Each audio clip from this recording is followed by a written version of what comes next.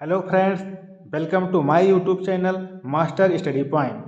दोस्तों, पिछले वीडियो में हम आपको बताए थे 20 दिन में स्मार्ट तैयारी और 3 घंटे में समय का प्रबंधन कैसे करें। और आज की इस वीडियो में हम ऐसे मुद्दे पर बात करेंगे जो आज तक किसी यूट्यूबर ने नहीं बताया होगा। तो इसे देखने के लिए वीडियो के अंत तक बने रहिए। तो दोस्तों, आज का पॉइंट है परीक्षा से पहले या परीक्षा के समय तनाव लेने के नुकसान। तो दोस्तों, हम देखते हैं बहुत सारे बच्चे ऐसे होते हैं परीक्षा का इतना तनाव ले लेते हैं कि उनकी तबीयत बिगड़ जाती है, सिर में दर्द होने लगता है, पेट में दर्द होने लगता है, तनावग्रस्त हो जाते हैं, यहाँ तक कि उनको डॉक्टर से इलाज कराना पड़ता है। ऐसे समय में अगर आप परीक्षा का ज़्यादा तनाव लेंगे तो आपकी परीक्षा खराब हो सकती है। आपका पूरा साल, समय, सब कुछ नुकसान हो सकता है। तो ऐसे समय में आपको परीक्षा का तनाव बिल्कुल नहीं लेना है। आइए सबसे पहले हम ये देखते हैं कि परीक्षा के समय में तनाव लेने से क्या क्या नुकसान होता है। पहला है याददाश्त कमज़ोर। कहने का तात्पर्य है कि आपकी जो याद करने की क्षमता है वह कमज़ोर हो जाती है। आप पढ़ा हुआ भूलने लगते हैं या जो आप याद किए हुए हैं उसको भी आप भूलने लगते हैं। तो ऐसे टेंशन लेने के आखिर क्या फ़ायदे। एकाग्रता में कमी।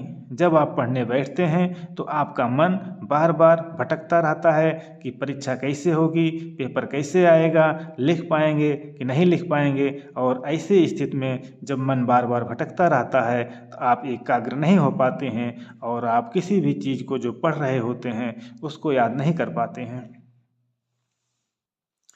गलतियां बढ़ना।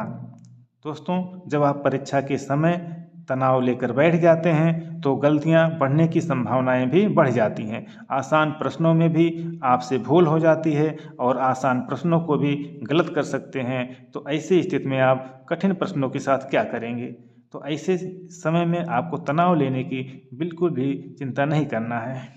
समय प्रबंधन बिगड़ना, यानी कि जो पहले से आप 3 घंटे में पूरा प्रश्न हल करने का आप प्रबंधन बना चुके हैं कि हम 3 घंटे में पूरे प्रश्न को हल कर देंगे, तो दोस्तों आपका समय प्रबंधन बिगड़ सकता है। प्रश्न पत्र पूरा नहीं हो पाता है क्योंकि आपका दिमाग इधर उधर भटकता रहता है। आप कुछ क्वेश्चनों में ऐसे उलझ जाते हैं कि आता हुआ क्वेश्चन भी लास्ट में छोड़ देते हैं। आत्मविश्वास कम होना, खुद पर शक होने लगता है। कहने का तात्पर्य है जब आप परीक्षा के समय में तनाव ले लेते हैं तो आपका इस आत्मविश्वास कमज़ोर हो जाता है, कम हो जाता है। आप खुद पर शक करने लगते हैं कि मेरा पेपर सही हुआ है, सही होगा या गलत हुआ है, कैसे करेंगे, सही लिखे हैं या गलत लिखे हैं। तमाम प्रकार के क्वेश्चन आपके दिमाग में चलने लगता है। डर और घबराहट। परीक्षा से पहले या परीक्षा के समय घबराहट होने लगता है, यानी कि जब आप परीक्षा देने जाते हैं, परीक्षा कक्ष में बैठते हैं, आपको घबराहट होने लगता है, डर होने लगता है। यहाँ तक कि बहुत सारे बच्चे ऐसे होते हैं जिनकी बीपी हाई होने लगती है। नकारात्मक सोच, फेल हो जाऊंगा जैसी बातें मन में आती है। जब तनाव लेते हैं आप परीक्षा के टाइम में तो आपके मन में नकारात्मक सोच आने लगती है, कहीं मैं फेल ना हो जाऊं, पेपर अच्छा होगा कि नहीं होगा, मेरा नंबर कम आएगा या ज़्यादा आएगा। तमाम प्रकार के विचार आपके दिमाग में चलने लगते हैं। नींद ना आना, यानी कि तनाव लेते हैं तो आपकी नींद नहीं आती है, रात भर बेचैनी रहती है, याद किया हुआ भूलने लगते हैं और आपकी शारीरिक क्षमता और आपकी ऊर्जा कम कम होने लगती है। सिर दर्द और पेट दर्द, तनाव के कारण शारीरिक समस्या भी आती है जिसमें आपका सिर दर्द करने लगता है, पेट दर्द करने लगता है। थकान और कमजोरी, शरीर में ऊर्जा की कमी होने लगती है, प्रदर्शन कमजोर, जितनी तैयारी होती है उतना आप लिख नहीं पाते हैं। अंकों में कमी, जब आप मेहनत के अनुसार लिख नहीं पाएंगे तो आपका परिणाम नहीं मिलेगा। तो दोस्तों, यहाँ पर हमने देखा कि अगर आप परीक्षा के समय या परीक्षा से समय पहले आप तनाव लेते हैं तो कई प्रकार की यहाँ पर समस्याएं दिखाई गई हैं, आपके सामने आ सकती हैं। तो ऐसे समय में आपको ये सोचना चाहिए कि क्या हम परीक्षा का तनाव ले रहे हैं तो परीक्षा का तनाव लेने से हमारी समस्या का समाधान हो जाएगा? तो आपको यही उत्तर मिलेगा कि नहीं। तो मेरे प्यारे दोस्तों, जब परीक्षा का तनाव लेने से आपकी समस्या का समाधान नहीं हो रहा है तो फिर किस बात का टेंशन लेना है। टेंशन फ्री रहो। आप जितना याद किए हो, जितना पढ़े हो आप साल भर, जितना 30 दिन में स्मार्ट तैयारी किए हो, आप सकारात्मक रहिए, आत्मविश्वास बनाए रहो। जितना कुछ आ रहा है उतना आपको लिख कर आना है। आपका पेपर अच्छा होगा। किसी भी तरह से आपको नकारात्मक विचार नहीं लाना है। दोस्तों, अगला महत्वपूर्ण टॉपिक है परीक्षा कक्ष में क्या ले जाएं। Check list. दोस्तों, इस प्रकार की आप एक चेक लिस्ट बना लेना। जब भी आप परीक्षा देने जाना अपना, तो परीक्षा देने जाने से पहले आप इस चेक लिस्ट को मिला लेना कि हमें क्या ले जाना है, क्या नहीं ले जाना है।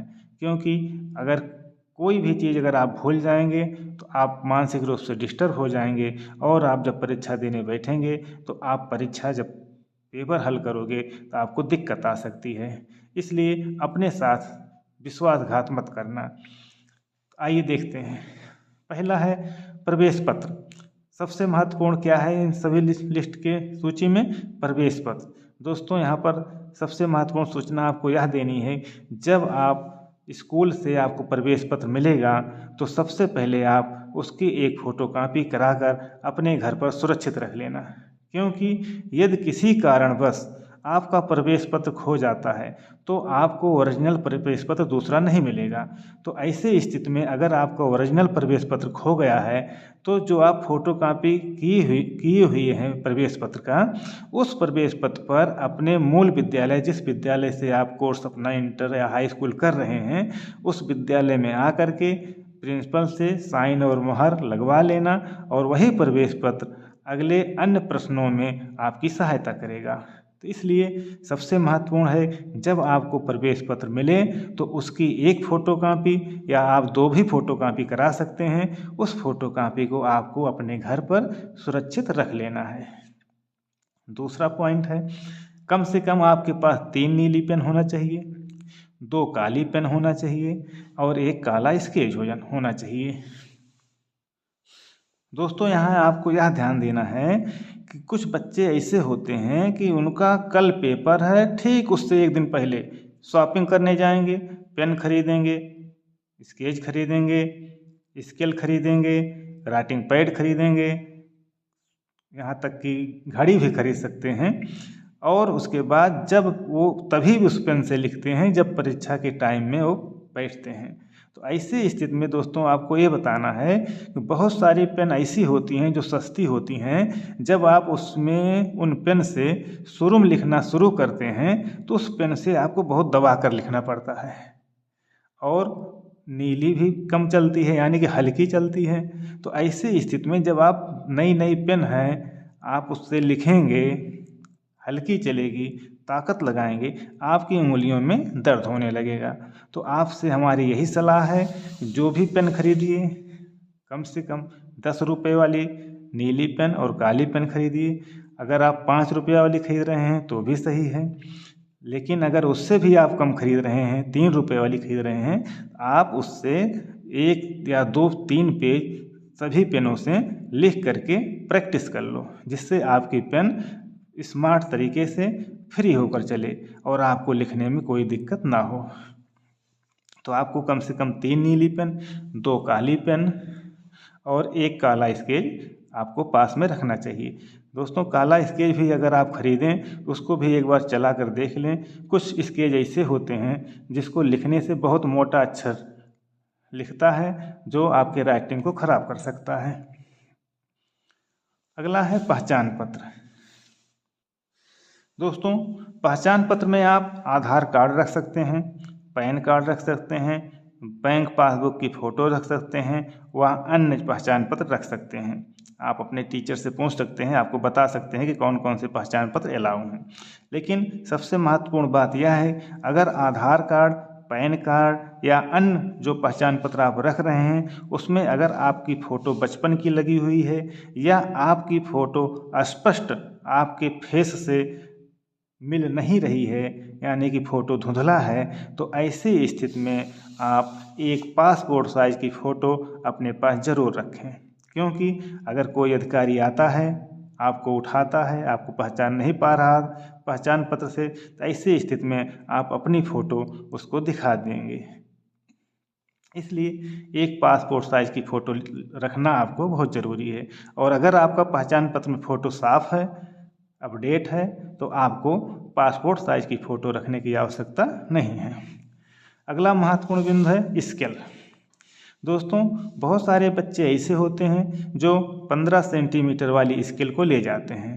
तो दोस्तों, उसमें नुकसान यह रहता है, जब आप लाइन को खींचते हैं तो वो स्केल थोड़े में आती है। आप लाइन को खींचेंगे, फिर स्केल को नीचे सरकाएंगे, फिर लाइन को खींचेंगे, फिर स्केल को नीचे सरकाएंगे। ऐसी स्थिति में समय ज़्यादा लगता है और आपकी लाइन भी टेढ़ी हो सकती है। इसलिए हम आपको सुझाव दे रहे हैं, जो स्केल अपने साथ रखना, 30 सेंटीमीटर वाली स्केल रखना, जिससे आप एक ही बार स्केल को रखें और पूरी लाइन को खींच दें। अगला है राइटिंग पैड। दोस्तों, राइटिंग पैड वैसे तो ज़रूरी नहीं है, आप जिस बेंच पर बैठेंगे उस बेंच पर बड़े आराम से लिख सकते हैं। लेकिन कभी कभी परिस्थितियाँ ऐसी बन जाती हैं, जो बेंच आपको मिली हुई हैं उस बेंच पर छोटे छोटे गड्ढे हैं या कोई कील निकल आई है, आपको लिखने में दिक्कत हो सकती है। ऐसी स्थिति में एक राइटिंग पैड अपने पास ज़रूर रखना।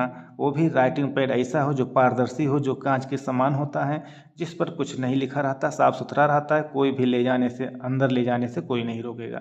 लेकिन अगर कोई दूसरा राइटिंग पैड रख रहे हैं, नया होना चाहिए, उस पर कुछ भी ना लिखा हो, कोई कागज़ चिपका ना हो, जिससे कोई भी टीचर या कोई भी वहाँ पर जो